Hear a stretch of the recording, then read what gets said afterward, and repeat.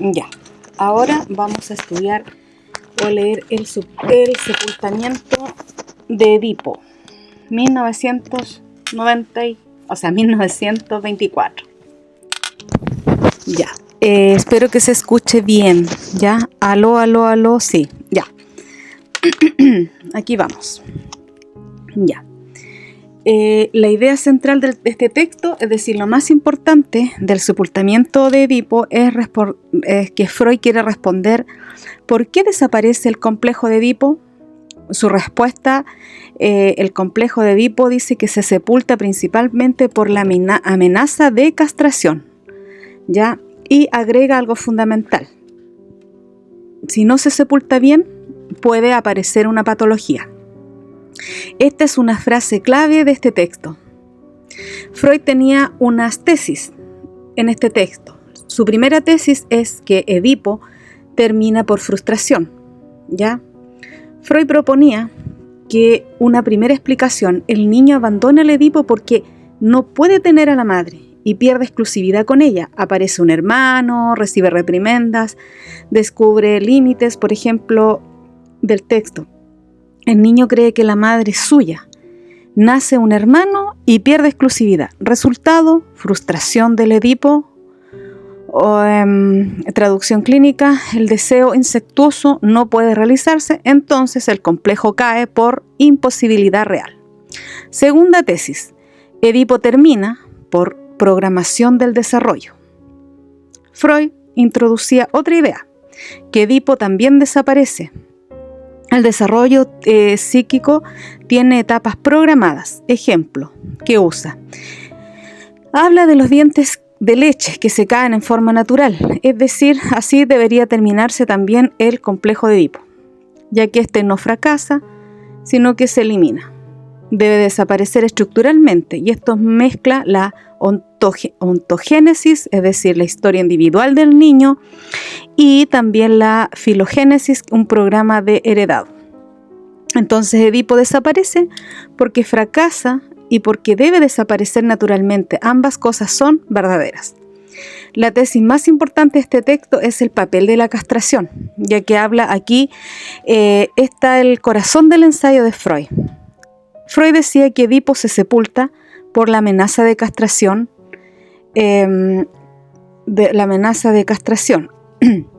descubre los genitales, luego se masturba, recibe amenazas del genital femenino, y concluye: la castración sí existe. Entonces aparece ahí la angustia de castración. Resultado de la angustia de castración, él abandona el deseo hacia la madre, ya, y ahí viene un momento decisivo. La percepción anatómica del género, contrario, ¿cierto?, de su propio género, el niño piensa que si todos tienen pene, hasta que ve el genital de la niña, y entonces concluye, ella fue castrada, y surge su miedo a perder el suyo. La frase clave para la solemne puede ser: la observación genital o la percepción confirma la amenaza y aparece la angustia de castración. Conflicto estructural que termina con Edipo.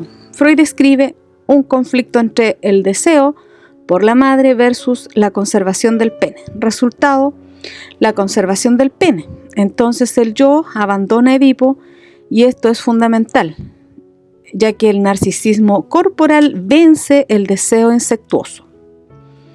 Formación del superyo. Cuando Edipo cae, ocurre algo enorme, aparece el superyo. ¿Cómo aparece? Ya, porque el niño pierde a los padres como objetos sexuales, pero los internaliza. Esto se llamaría identificación resultado, padre externo. Es decir, se vuelve padre interno, y ese padre interno es igual o vendría a ser el superyo y cumple la función de prohibición de incesto, regulación moral, control del deseo. Frase que resume esta idea sería que el superyo es el heredero del complejo de Edipo.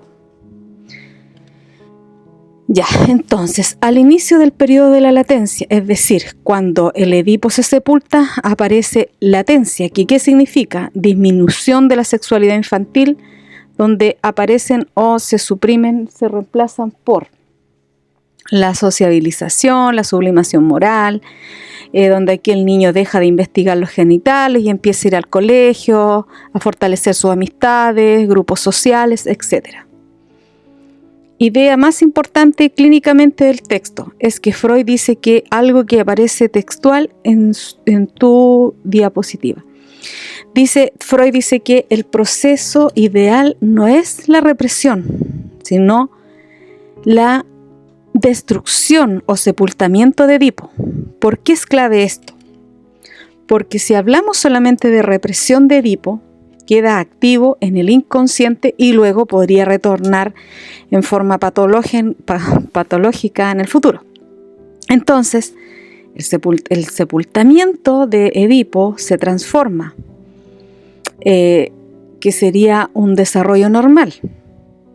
Aquí está la frontera entre lo normal y lo patológico. Esto centra el sepultamiento de Edipo sí tiene que ocurrir. ¿Qué pasa si Edipo no fuera bien sepultado? Freud dice que queda reprimido en el ello y luego regresa como un síntoma, como en casos clínicos, como, en la adultez podría aparecer como obsesiones, culpa excesiva, inhibiciones sexuales, celos, neurosis. Por ejemplo, el caso de Tomás que estábamos analizando, donde tenía obsesión compulsiva a rituales. El desarrollo de la niña. Freud reconoce algo importante, que sabe menos de la niña y lo dice explícitamente. Esto es raro en Freud. Admite que tiene él una limitación teórica, pero afirma que la niña también tiene un complejo de Edipo, también tiene un complejo de castración, también pasa por la fase fálica, también aparece un super yo, también enfrenta la fase de latencia, y aunque no funciona igual que el niño, ya la diferencia estructural niño versus niñas, obviamente él afirma que la niña entra ya con el complejo de castración asumido, como hecho consumado. El niño, en cambio, teme de su consumación. Esto organiza todo. Resultado, que el niño abandona Edipo por miedo y la niña entra por falta o resignación o rabia, qué sé yo. Entonces la niña hace una ecuación simbólica del pene. O sea, reemplaza el deseo de tener un pene por tener un hijo. La niña transforma el deseo del pene en deseo de un hijo, lo que se llama ecuación simbólica, hijo-pene o pene-hijo, muy preguntable. La niña desea tener un hijo del padre, no literalmente, sino simbólicamente. Bueno, la diferencia de la formación del superyo femenino, dice Freud, como la niña no tiene angustia de castración, entonces su superyo sería menos severo. Esto hoy es muy criticado, pero de todas maneras hay que nombrarlo. Entonces, en resumen de este texto, en resumen, las relaciones de la fase fálica, Edipo, castración, superyo, latencia, es como una cadena estructural, porque primero viene la fase fálica, amenaza de castración, caída del Edipo, formación del yo, latencia. Esto es literalmente el esquema de este texto. ¿Ya? Freud plantea que el complejo de Edipo no desaparece solo por frustración del deseo infantil, sino fundamentalmente por amenaza de la castración, el cual obliga al yo a renunciar a sus investiduras libidinales parentales, produciendo la información del superyo y el inicio del periodo de latencia. Cuando este proceso no se cumple adecuadamente, el complejo permanece reprimido en el ello y puede reaparecer posteriormente como un síntoma neurótico. Eso puedo decir del primer texto. Ahora vamos a hablar sobre la organización genital escrita por Freud en 1923. La organización genital infantil de 1923 Freud hace acá una nota introductoria que corrige y amplía su teoría sexual infantil. En esta introducción se explica que en este texto va a funcionar como una ampliación del otro texto anterior llamado Los 3 ensayos de la teoría sexual. Freud aquí reconoce que durante años fue agregando ideas nuevas a sus textos antiguos, ¿ya? Pero que a veces esas ideas no quedaban del todo integradas. Por eso aquí intenta corregir un descuido en relación con el desarrollo infantil. O sea, ¿por qué un descuido entre comillas? Decía porque Freud está diciendo acá que en su teoría anterior era incompleta y que ahora quiere precisar mejor cómo se organiza la sexualidad infantil antes de la pubertad. Es como que si él dijera antes que en la infancia no había una organización genital clara, ahora veo sí con más claridad que sí la hay, aunque no igual a la de un adulto, ¿ya? La sexualidad infantil se parece, dijo, más a la adulta de lo que Freud había pensado. Freud recuerda que ya había afirmado que en la infancia puede haber una elección de objeto, ¿ya? Es decir, que el niño o la niña pueden dirigir sus deseos hacia una persona específica. Eso acercaba bastante a la sexualidad infantil adulta, porque también los adultos eligen un objeto de amor, ¿cierto? Entonces, sin embargo, antes pensaba que en la infancia todavía no existía una verdadera organización genital completa. Ahora corrige eso y dice que la sexualidad infantil llega más lejos de lo que él mismo había sostenido.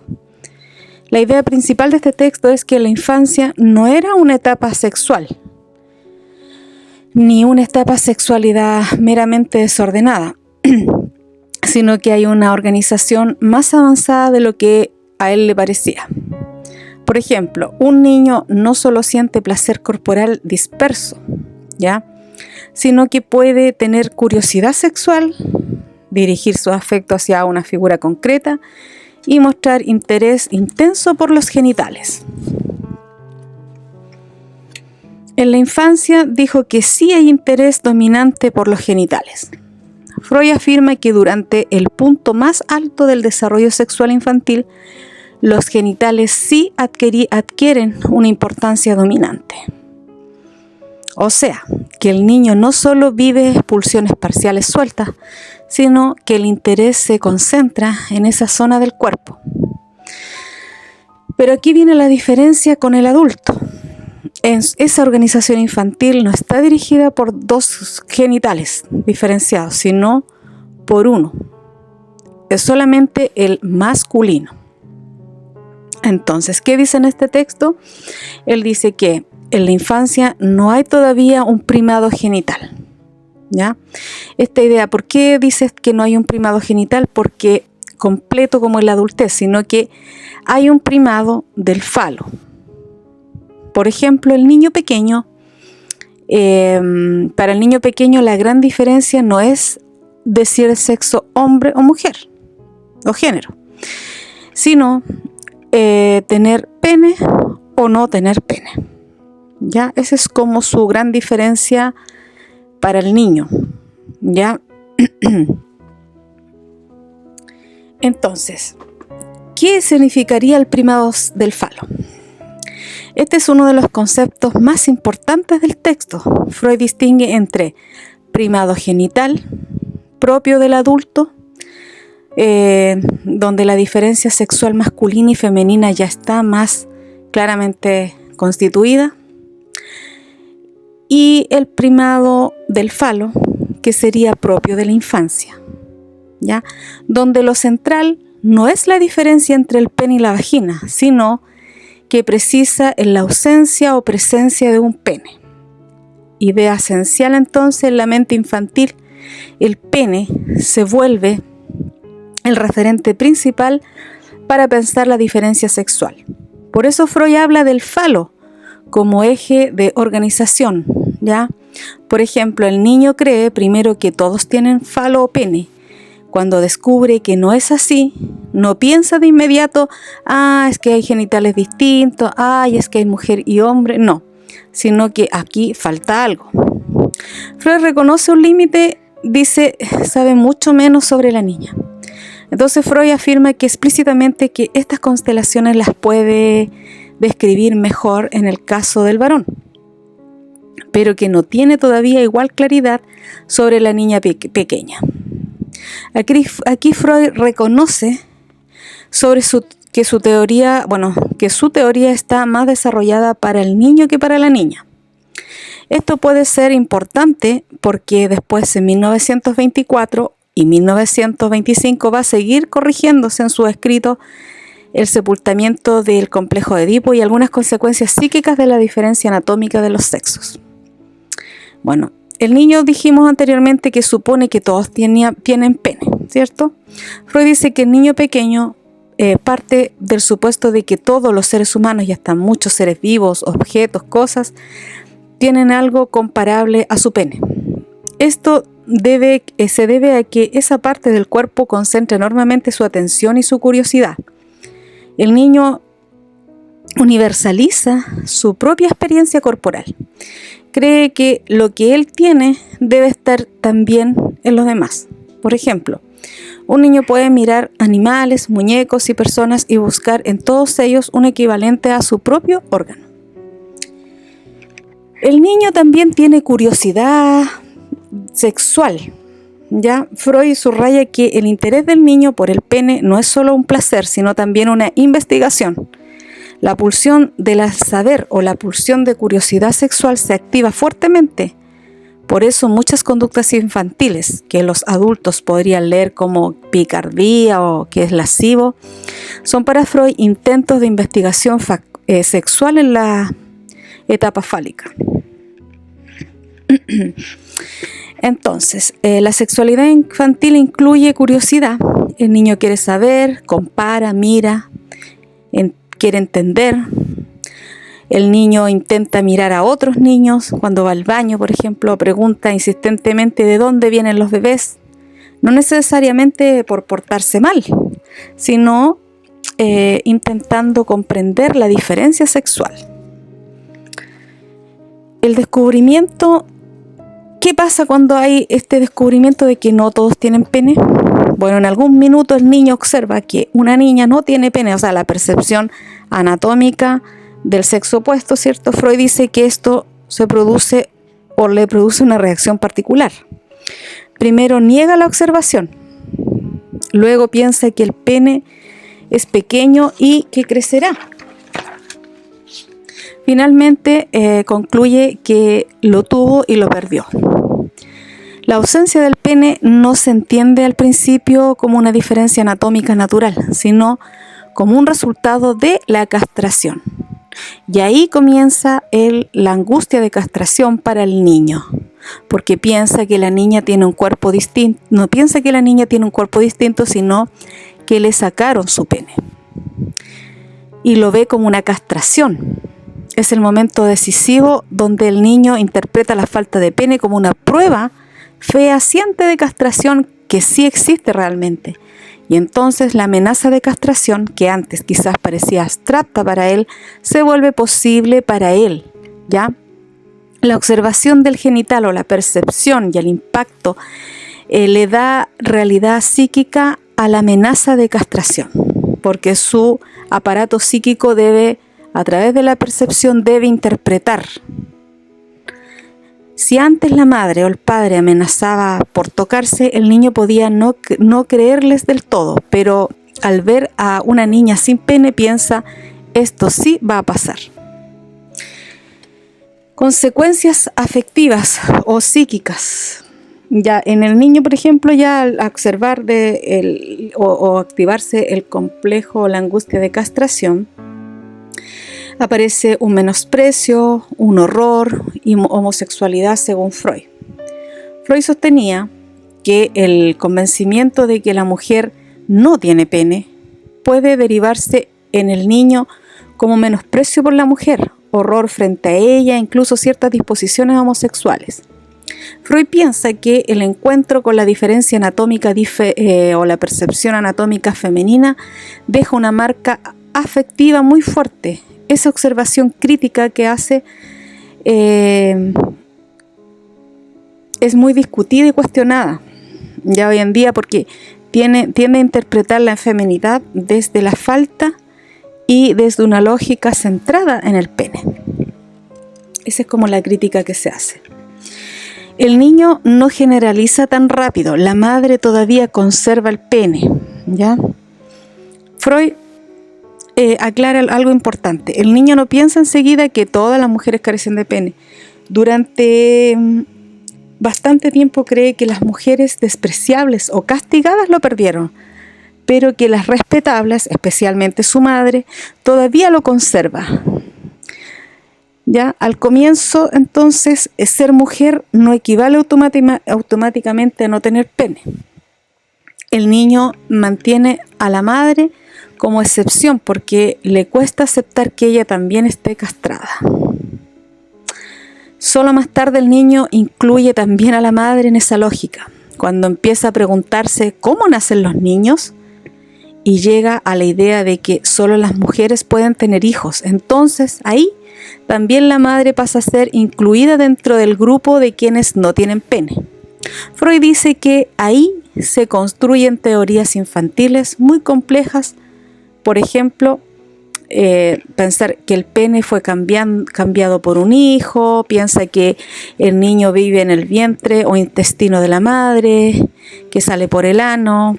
Y la sexualidad infantil está acompañada de teorías infantiles para explicar lo del cuerpo, el nacimiento y la diferencia sexual. El niño cree que el bebé se forma en la barriga, porque se lo tragó algo o porque estaba guardado dentro de la madre, ¿ya? Los cambios en las oposiciones sexuales a lo largo del desarrollo. Freud mostró que la polaridad de la sexualidad cambia en distintas etapas, tanto por la elección del objeto, donde aparece la distinción entre sujeto y objeto.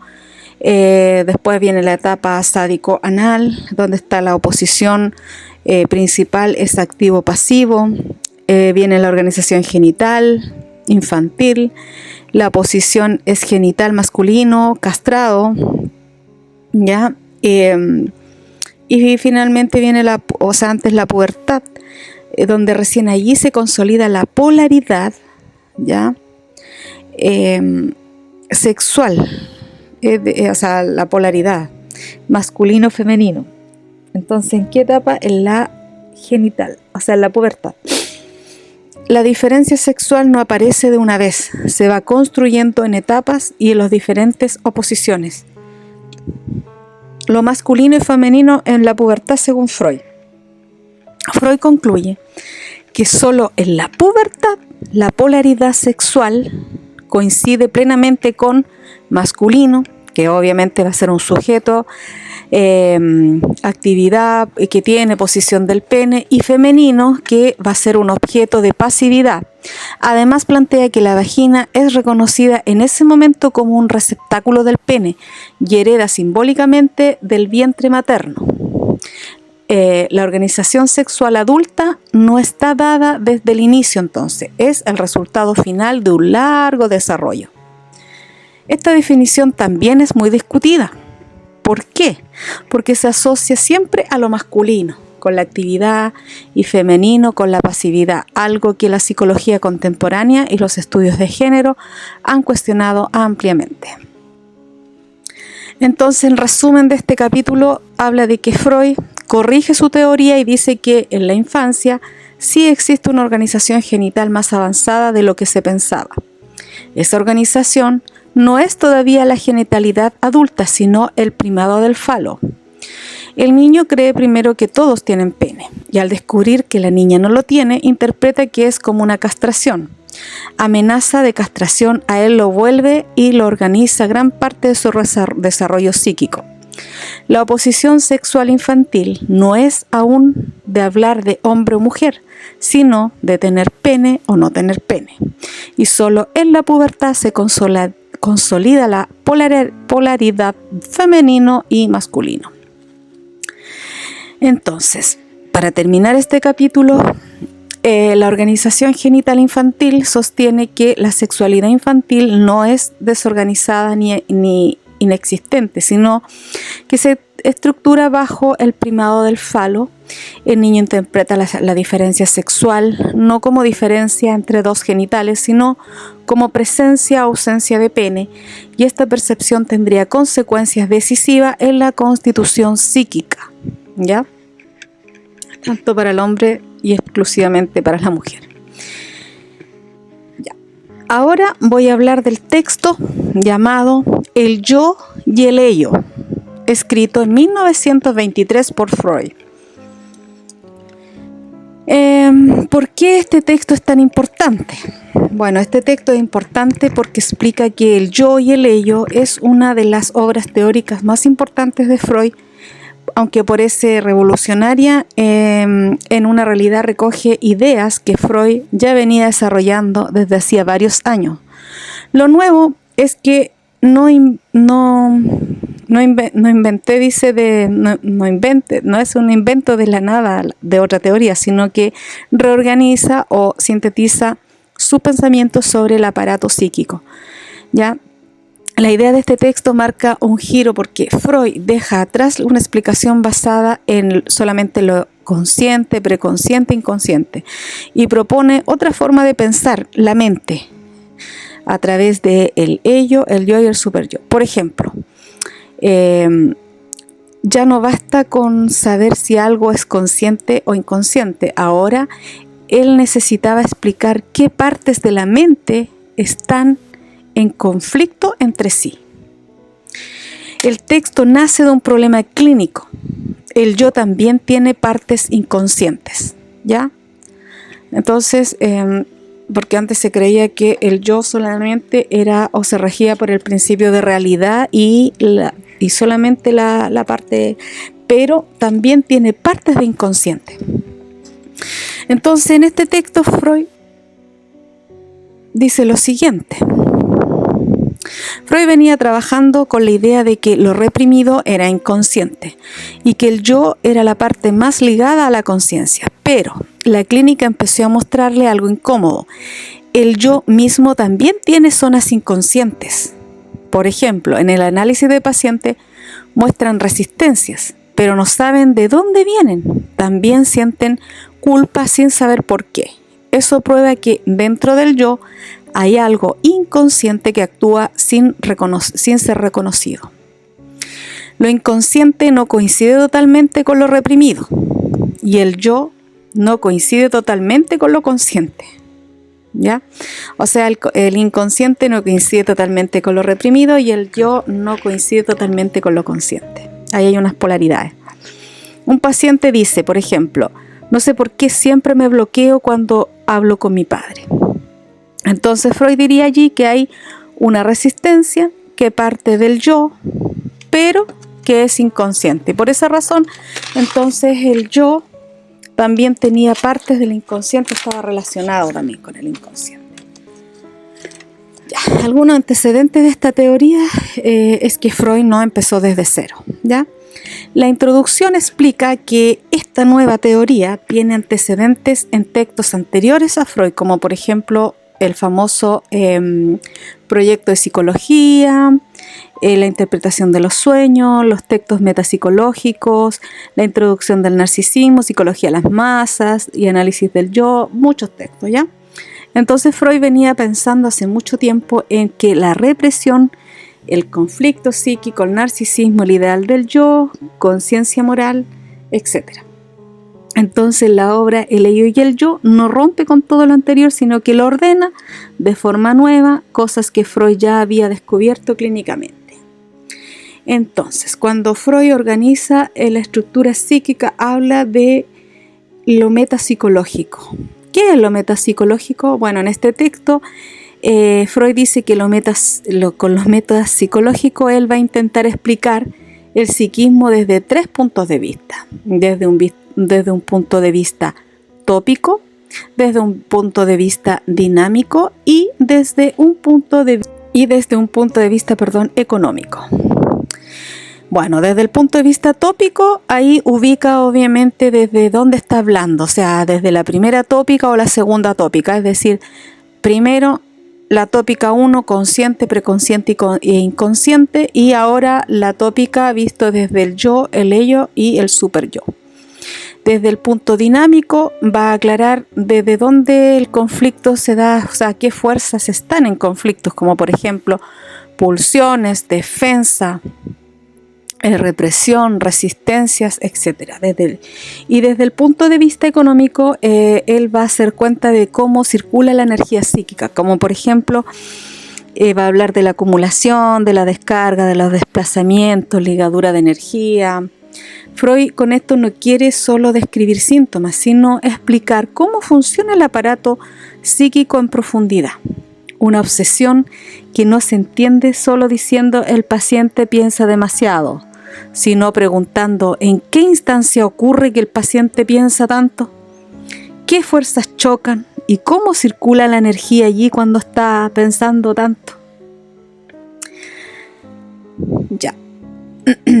Bueno, capítulo 1 de este libro, entonces, del ello y el yo, o el yo y el ello, es conciencia e inconsciencia, o conciencia inconsciente.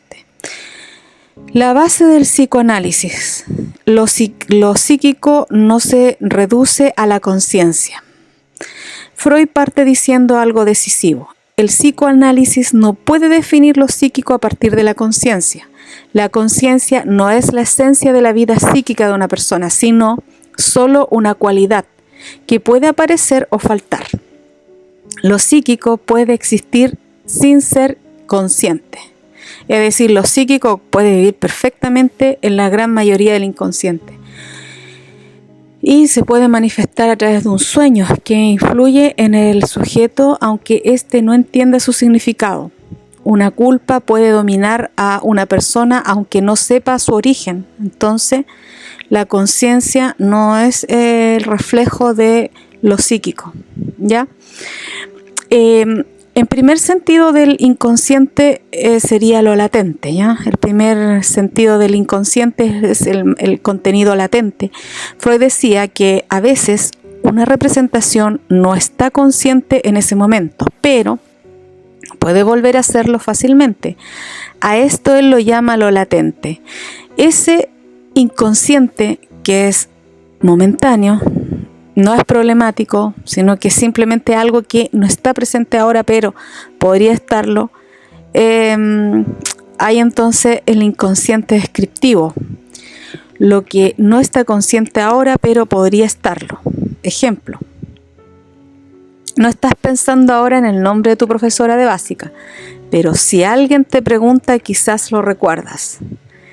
Eso es preconsciente o inconsciente, solo en sentido descriptivo. El segundo concepto era hablar del sentido del inconsciente como reprimido, ¿ya? Ahí Freud explicó que hay otro tipo de inconsciente, no descriptivo, sino más bien importante en la clínica, el de las representaciones que no pueden hacerse conscientes, pero porque una fuerza se opone a ello. A esa fuerza la llama la represión. Es decir, que lo reprimido es el modelo del inconsciente dinámico. Ejemplo, un paciente no logra recordar algo importante de su infancia porque no quiera, sino porque la resistencia se lo impide. ¿Ya?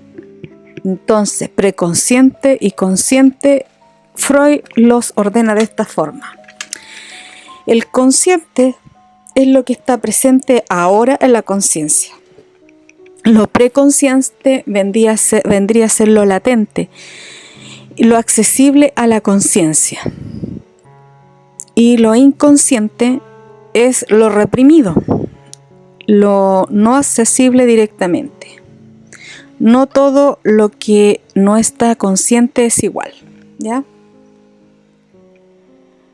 Hay cosas no conscientes que pueden recordarse fácilmente y otras que están reprimidas activamente. Ejemplo, Una fecha olvidada, un trauma reprimido, no son lo mismo, aunque ambos estén conscientes en este momento. ¿Por qué Freud insiste en mantener la idea de inconsciente entonces? Freud sabe que muchos filósofos rechazan la idea de algo psíquico que no sea consciente. Pero responde que sin el inconsciente no se podría entender fenómenos como, por ejemplo, los sueños, los síntomas, la hipnosis, los actos fallidos, la resistencia en análisis, y negar el inconsciente deja sin explicación muchos fenómenos psíquicos que son reales. Ahora vamos a hablar sobre la conciencia como percepción y no como centro del psiquismo.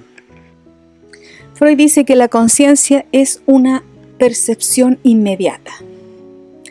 Nos informa si algo está presente o no, pero no nos explica por qué ese contenido aparece o desaparece. La conciencia es la que ilumina, pero no gobierna ni explica todo. Una persona sabe que está angustiada, lo sabe, lo siente, lo percibe, ¿cierto? Pero no sabe qué deseo reprimido genera esa angustia. Entonces, el gran descubrimiento de Freud, el yo también es inconsciente. Ese fue el gran descubrimiento. Freud señala que en el análisis el paciente se resiste a ciertos contenidos, pero no sabe que está resistiendo. Entonces hay que admitir que una parte del yo es inconsciente y aquí ocurre una gran corrección. Antes se pensaba que el inconsciente era lo reprimido, pero ahora también el yo tiene sectores inconscientes. Lo inconsciente ya no puede definirse solo como lo reprimido, porque también hay elementos inconscientes dentro del yo. Ejemplo, un paciente dice, mira, yo quiero mejorar, pero siempre abandona el tratamiento cuando le toca un tema sensible. Ese sabotaje puede venir del yo, ¿ya? Pero de una parte inconsciente de él. Entonces, la consecuencia sería ya no basta la antigua oposición entre decir consciente e inconsciente. Freud decía que si mantuviéramos la vieja oposición caeríamos en errores. Ya, por ejemplo, no podríamos explicar bien las resistencias del yo o la culpa inconsciente. Entonces, propone sustituir esa vieja oposición por otra más adecuada. Hablar del yo, el ello y el superyo. ¿Ya? Entonces va a hablar de la primera tópica. Ya no alcanzaba para explicar la complejidad clínica de la psiquis. Parte histórica y teórica. Entonces vamos a hablar del origen del yo, el ello y el superyo. ¿De dónde se le ocurren estas ideas a Freud? El ello, Freud toma el término pero lo redefine. O sea, no fue una idea original del ello. Freud explica que la palabra ello ya existía, pero que él le da un sentido más preciso. El ello designa la parte más pulsional, más impersonal y originaria del psiquismo. El ello es el reservorio pulsional, es decir, ejemplos, ahí están los deseos inmediatos, las exigencias internas, las tendencias que proporcionan para descargarse sin considerar moral ni realidad. Entonces es un reservorio de la libido o lo pulsional. El yo, en cambio, dice, no es igual al sí mismo completo. Freud muestra que el término yo tuvo sentidos ambiguos en su obra. A veces parecía significar la persona en conjunto, pero aquí adquiere un sentido más técnico. Dice que el yo es una instancia psíquica con funciones propias, que no es toda la persona, sino una parte del aparato psíquico. El narcisismo fue la clave para pensar mejor el yo. Cuando Freud desarrolla la teoría del narcisismo, empieza a examinar más a fondo al yo. Cómo se ama a sí mismo, cómo se forma un ideal del yo, cómo se observa y se juzga, ¿ya? El estudio del narcisismo le permitió a él descubrir que dentro del psiquismo existe una instancia crítica que observaba al yo. y ese adivinen quién es. El ideal del yo al super yo. Freud construyó o fue construyendo poco a poco la idea de una instancia que observa al yo, lo critica, lo compara con un ideal, produce culpa. Esta instancia termina llamándose super yo. El super yo surge como un heredero del complejo de Edipo y de las ideas primarias o de las primeras identificaciones con los padres. Ya, como cuando alguien siente que, por ejemplo, debería ser mejor y no está a la altura, o pensar en algo malo, ya es casi hacerlo, está bajo la acción de el super yo. El super yo, entonces, ¿por qué se le dice que es el heredero de Edipo? Bueno, el super yo ocupa el lugar del complejo de Edipo. Esto quiere decir que cuando el niño renuncia a sus deseos edípicos, interioriza la autoridad paternal. Y esa autoridad internalizada pasa a formar el super yo. Y el super yo entonces nace de la transformación del vínculo con los padres en una instancia interna de ley, prohibición y exigencia moral. Por ejemplo, un padre severo puede transformarse en una voz interna severa, incluso cuando ya no está presente. Entonces, eso sería el super yo. Para recapitular, entonces, Freud, en este capítulo, primer capítulo del yo y el ello, de 1923, primero Freud distingue tres sentidos: consciente, preconsciente e inconsciente. Lo reprimido fue durante mucho tiempo el modelo del inconsciente, pero la clínica le mostró que también el yo tiene partes del inconsciente. Por eso la primera tópica ya no le basta a él. Freud reorganiza el aparato psíquico en tres dimensiones y lo organiza en el ello, el yo y el superyo. El ello concentra las pulsiones, el yo media y también tiene zonas inconscientes, y el superyo surge de la interiorización de los padres y del complejo de Edipo. Entonces, en este libro, capítulo 1 del ello y el yo, Freud reformula su teoría del aparato psíquico porque descubre que lo inconsciente no coincide solo con lo reprimido, también el yo tiene partes inconscientes y por eso constituye la antigua oposición entre lo consciente e inconsciente por una nueva estructura tripartita del ello, el yo y el superyo. Ya, continuando con el texto, vamos al capítulo 2, que se llama El ello y el yo, pero donde Freud habla de la patología, mirada demasiado, que antes miraba solo lo reprimido, ¿ya? Bueno, Freud comienza diciendo que la investigación clínica lo había llevado a concentrarse mucho en lo reprimido, ¿ya?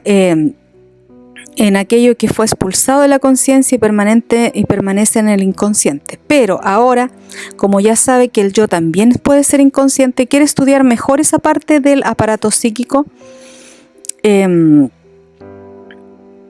principalmente el inconsciente reprimido. Ahora quiere entender también qué pasa con el yo.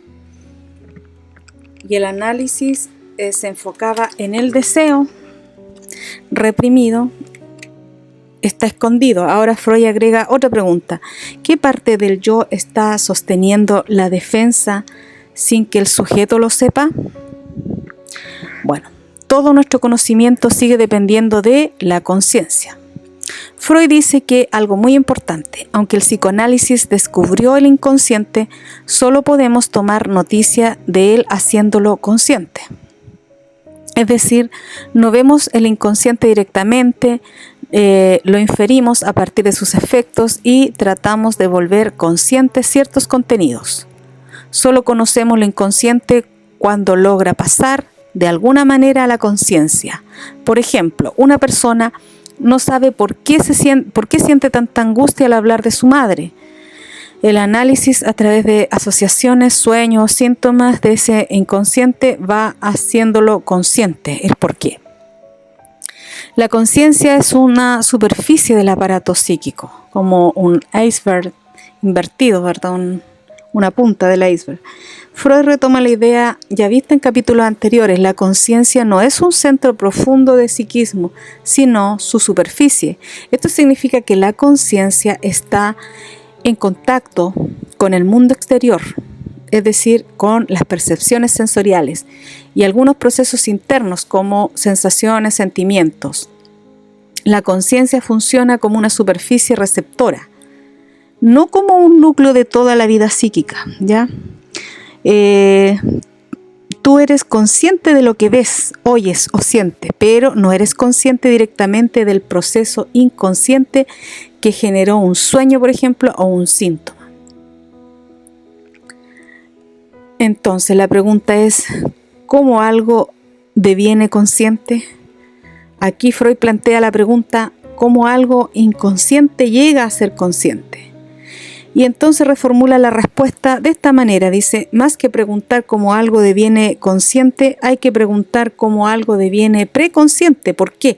Porque para Freud el paso más importante es que un contenido logre conectarse con representaciones, palabras.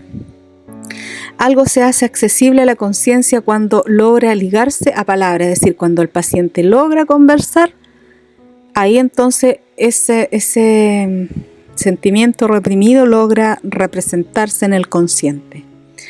Un afecto difuso o una angustia sin nombre puede empezar a hacerse pensable cuando el sujeto consigue decir: esto me pasa con mi padre, esto me recuerda a mi infancia. Entonces ahí, a través de la palabra, se va haciendo representable en el consciente. Entonces, solo puede hacerse consciente lo que alguna vez fue percepción consciente. Freud formuló aquí una tesis importante. Dijo que solo puede devenir consciente lo que ya alguna vez fue percibido por el consciente. Esto quiere decir que aquello que emerge desde dentro del aparato psíquico debe de algún modo traducirse al lenguaje de la percepción para poder hacerse consciente. Es decir, lo inconsciente no pasa a ser directamente a la conciencia. Necesita mediaciones, huellas mnémicas, palabras. Ya, por ejemplo, no puedes recordar algo reprimido en bruto. Necesitas ir reconstruyéndolo mediante asociaciones, palabras, escenas, imágenes, etc. Entonces, la palabra como resto mnémico de la palabra oída. Freud aclara que las palabras con las que pensamos solo en esencia restos mnémicos de palabras oídas. ¿Ya? El origen de la palabra es sobre todo acústico. El acceso a la conciencia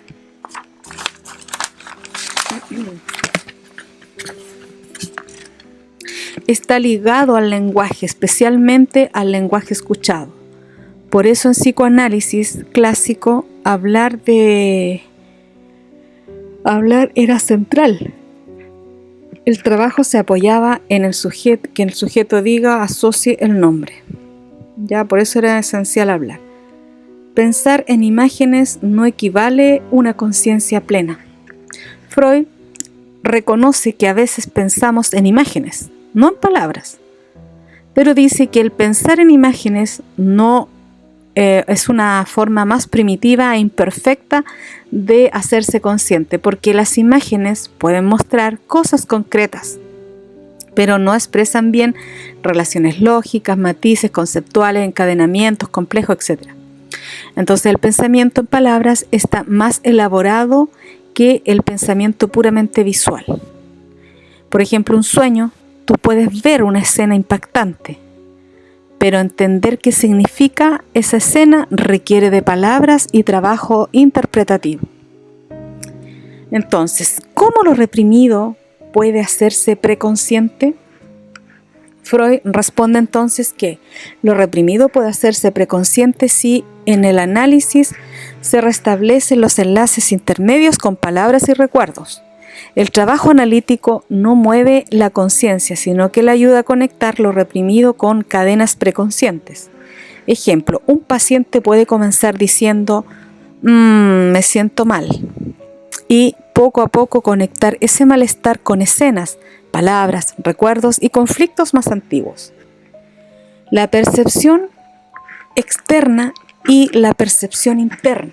Freud distingue entonces estas dos frases o conceptos. Las percepciones internas es lo que viene del mundo exterior y las percepciones internas son sensaciones, sentimientos, placer, displacer. Ambas pueden llegar a la conciencia, pero no funcionan igual. La conciencia recibe tanto lo externo como ciertas señales internas del aparato psíquico. Entonces, aquellas sensaciones de placer y displacer son las más primitivas. Freud dice que las sensaciones de placer y displacer son más originarias que otros procesos psíquicos. Además, tiene un valor económico. El displacer empuja a cambiar algo. El placer acompaña a una disminución de tensión. El placer y displacer entonces informan al aparato psíquico sobre la tensión energética. Y la angustia es displacentera porque señala tensión que el psiquismo quiere descargar o tramitar. También puede haber sentimientos inconscientes. Freud llega aquí a algo muy importante y complejo. Puede haber, dijo, sentimientos inconscientes, especialmente culpa inconsciente. Esto desconcierta porque solemos pensar que un sentimiento para existir, debe sentirse conscientemente, pero Freud muestra que puede haber procesos afectivos que actúan sin que el sujeto los nombre claramente. No solo lo reprimido o pensamiento puede ser inconsciente, también afectos importantes como la culpa. Por ejemplo, un paciente dice, no sé por qué, pero siento que merezco ese castigo, aunque no pueda ligar eso a ninguna falta concreta. Entonces, las representaciones con las palabras vuelven perceptibles los procesos internos. Freud entonces resume que las palabras tienen una función decisiva, convierten procesos internos de pensamiento en algo parecido a percepciones. Así, el pensamiento puede aparecer ante la conciencia como si fuera algo captado desde afuera. Y la palabra es el puente entre el interior del aparato psíquico y la conciencia. El yo surge desde el sistema de percepción conciencia, ¿ya? El yo.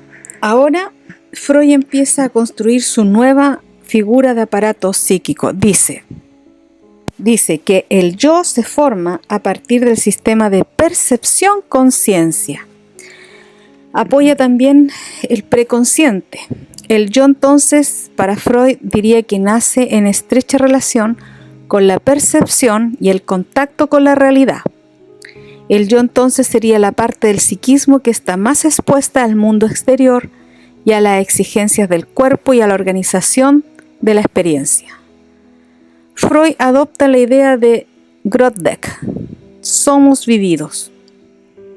Freud retoma la idea de George Grodeck, eso que llamamos yo, no gobierna tanto como creen.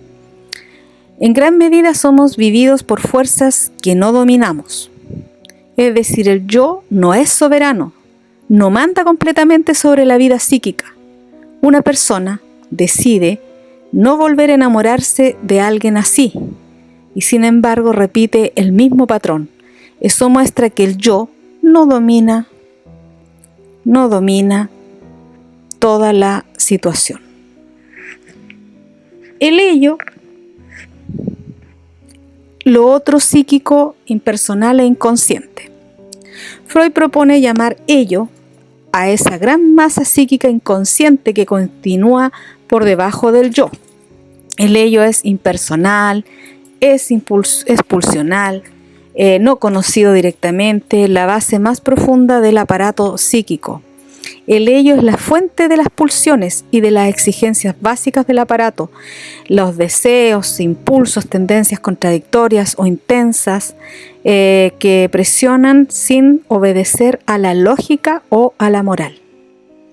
Entonces, el individuo tanto el individuo como el individuo como un ello o un yo en la superficie.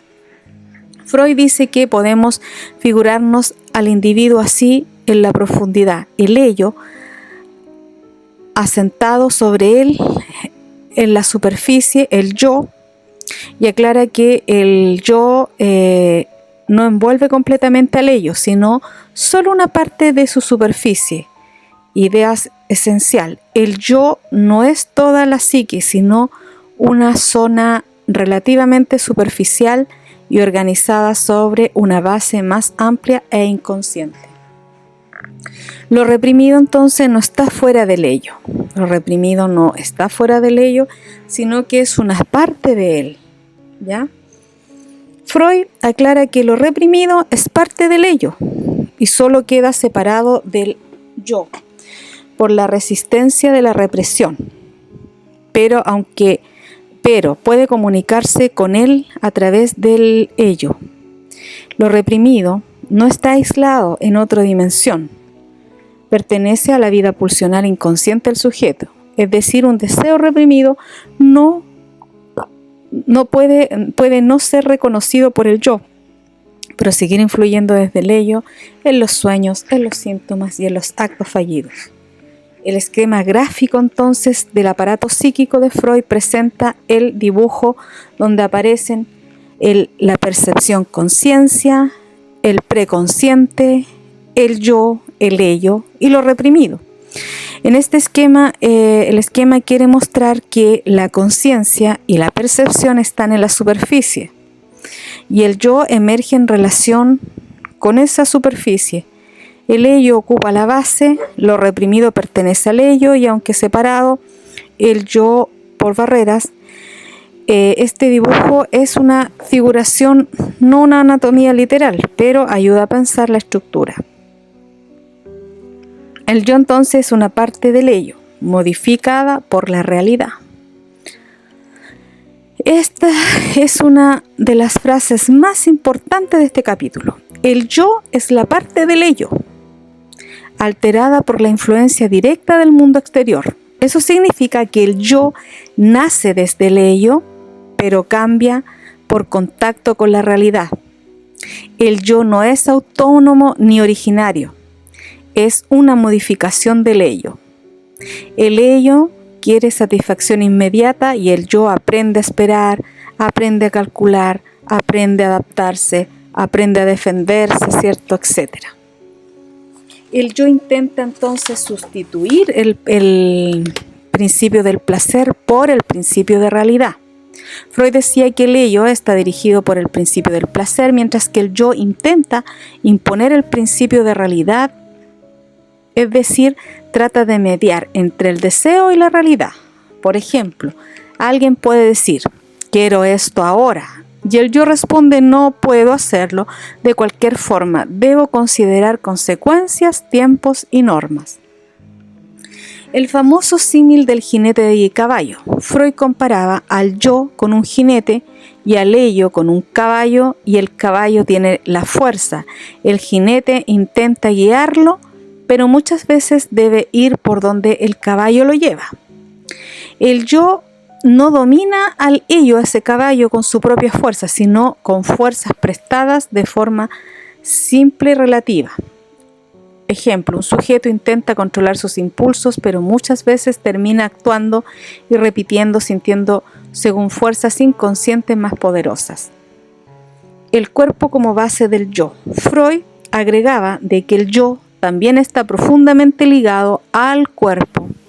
Dice una frase muy importante: el yo es sobre todo un yo cuerpo. Es decir, no solo una función mental abstracta, se construye desde la experiencia corporal y la superficie del cuerpo.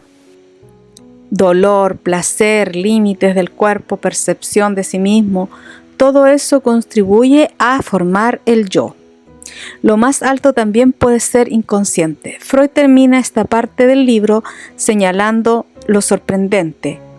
No solo lo más primitivo es inconsciente, también lo más alto del psiquismo, como la conciencia moral o la autocrítica, puede ser inconsciente lo inconsciente no es solo lo pulsional bajo, también puede haber inconsciente superior, como la culpa inconsciente. Eso, o sea que lo inconsciente no está bajo puras pulsiones bajas o de placer inmediato, sino también de una culpa inconsciente, es decir, un inconsciente superior. Aquí una persona se castiga, se sabotea o se siente culpable sin saber que el inconsciente y por qué. Eso muestra que incluso la moral puede operar desde el inconsciente. O sea, el superyo también está ligado con el ello o el inconsciente. Bueno, para resumir el texto, entonces, lo más importante de que habla Freud es que la conciencia es una superficie del aparato psíquico, ¿ya? Algo se vuelve consciente sobre todo mediante su conexión con palabras. También hay sentimientos y resistencias inconscientes. El yo nace desde el sistema de percepción conciencia, pero también es una parte inconsciente. El ello es la base pulsional inconsciente del aparato, ¿ya? Y el yo es una parte del ello que está modificado por la realidad externa. El yo intenta sustituir el principio del placer por el principio de realidad. El yo no domina por completo, sino que media precariamente entre fuerzas mayores. El yo está estrechamente ligado al cuerpo, eso es importante, e incluso la autocrítica y la culpa pueden ser o venir desde el inconsciente. Entonces, en el libro El yo y el ello, Freud sostiene que el yo no es una instancia plenamente consciente ni autónoma, sino una parte del ello modificada por la realidad, estrechamente ligada al cuerpo y obliga a mediar entre las exigencias pulsionales y restricciones del mundo externo y las instancias críticas internas.